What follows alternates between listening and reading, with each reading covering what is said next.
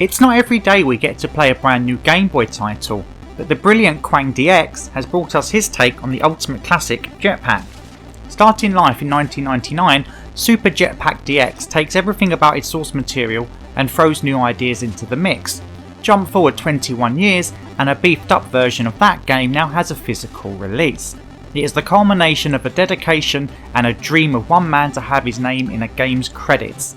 Simple in its design but deep in its gameplay, Super JetPak DX has been shipped after selling out its first production run, but a second run has been planned and is under pre-order until the end of January 2021.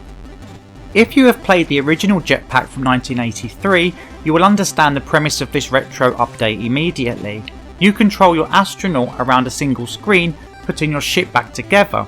Once your ship has been completed, you will need to add some fuel before taking off to the next level. It sounds very simple, but getting in your way is a host of alien nasties hell-bent on stopping your escape. You do however have a blaster and your trusty JetPak to help.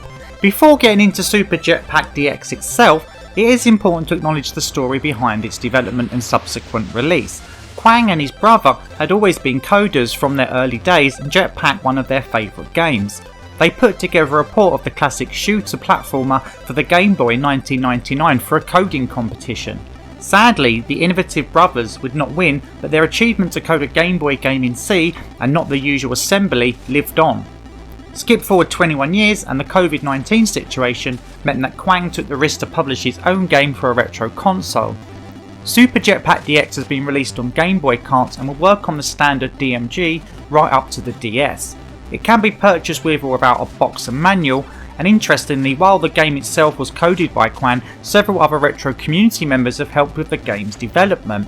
Brand new graphics were contributed by vPixels and Zombie Workshop, the excellent music by Manfred Linzer aka Pink Abyss, and last but not least the manual was designed by the wonderful Trista Bytes. Seeing such an array of talent coming together to make one man's dream a reality is special and it is a real boost to the retro community. The box art and manual are very colourful and has the feel of a Game Boy title from the 90s. Care and attention has been put into the design and homebrew collectors will be in heaven admiring the packaging. You can simply order the cart or just the ROM itself if it's all about the games for you. This is a great touch as Kwang has decided to cater for the players and collectors alike. My only gripe is the inner tray does not allow for a plastic case and the outer box feels a little thin. Overall though, the design and execution of the package is excellent and credit should be shown to the team for getting this crucial factor right. Super JetPak DX itself is a fine game requiring twitch-like reflexes and concentration to navigate the levels. There are 8 different stages, each with a new alien foe, and you will need to complete the levels twice to fully complete the game. To get you into the swing of it, it has a fun mode consisting of just one 8-level run that can be finished quite easily. Then you have a mighty and R modes to really test your skills. Super JetPak is a tough cookie and you will need to keep practicing to see everything. There are 3 different endings to the game, so there's a lot of replay value for the £40 cost. Super JetPak was coded in C language, which is odd for a Game Boy title. Normally assembly is used, but the game runs very smooth and animations are tight. It is always clear where everything on screen is and the collision detection is spot on.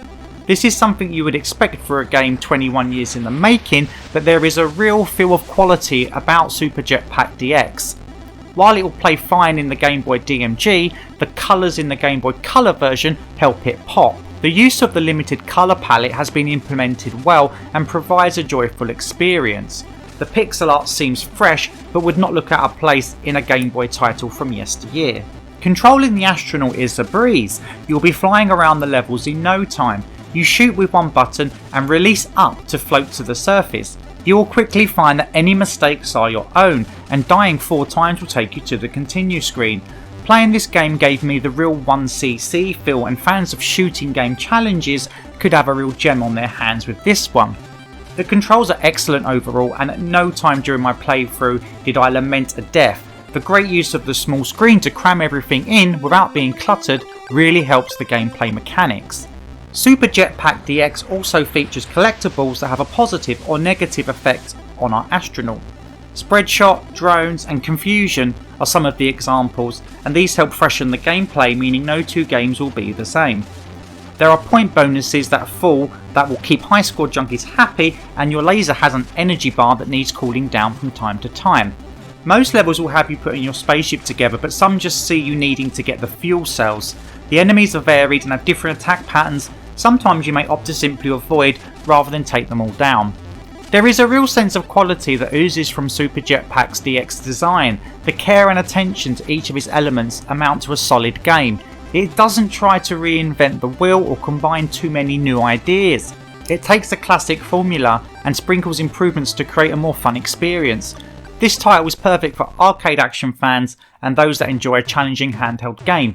Super JetPak DX is available for pre-order until the end of January 2021, and the link is in the description. I've been RetroFaith, thanks for watching, keep it retro.